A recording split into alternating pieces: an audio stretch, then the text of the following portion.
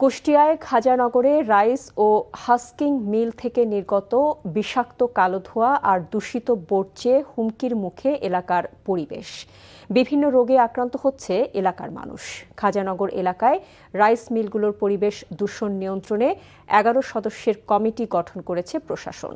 কুষ্টিয়া থেকে সাবিনা ইয়াসমিন শ্যামলীর রিপোর্ট, ছবি তুলেছেন মোহাম্মদ আশিকুজ্জামান।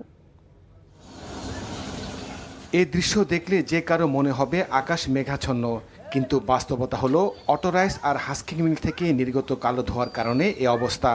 বিষাক্ত কালো ধোঁয়ার এই ভয়াবহ দৃশ্য দেশের অন্যতম বৃহত্তম চালের মোকাম কুষ্টিয়ার খাজানগর এলাকার। প্রায় 70টি অটোরাইস আর শতাধিক হাস্কিং মিল থেকে এভাবে দিনরাত নির্গত হয় বিষাক্ত কালো ধোঁয়া। বিষাক্ত কালো ধোঁয়ার পাশাপাশি দূষিত বর্জ্যে দুর্বিষহ হয়ে উঠেছে এলাকার জনজীবন। এতে শ্বাসকষ্ট, চর্মসহ নানা রোগে আক্রান্ত হচ্ছে সব বয়সী মানুষ। পরিবেশ প্রকৃতিও হুমকির মুখে। ঘরে থাকতে পারি না, কোনো কিছু করতে পারি না, থালা বাটি মাজতে পারি না, শাক মাক ধুয়ে ঘরে নিতে পারি না, শরীরের চুলকানি হয়ে গেছে। পড়া টেবিলে বসলে চোখে ছাই যায়, পড়াও হয় না। খাওয়ার সময় তো ভাতের ভিতরে ছাই নিয়ে খেতে হয় না। সবজি এখানে হয় না, গাছ হয়, সবই হয়, ফলও হয়, ধবাস করে পড়ে যায় পাকার আগে। তার কারণে নাকে মুখে ছাই যায়। আমাদের চোখ ধরেন যে আমরা চোখে দেখি না কোনি এই বয়সে।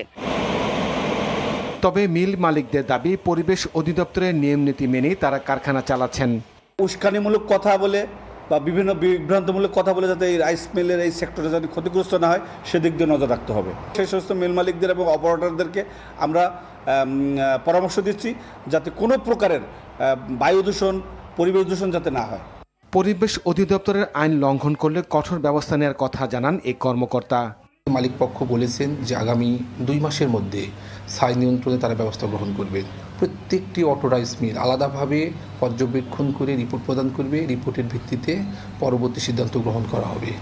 পরিবেশ ও জনস্বাস্থ্যের কথা ভেবে প্রশাসনকে দ্রুত ব্যবস্থা নেওয়ার দাবি জানিয়েছেন ভুক্তভোগীরা। NTV news desk.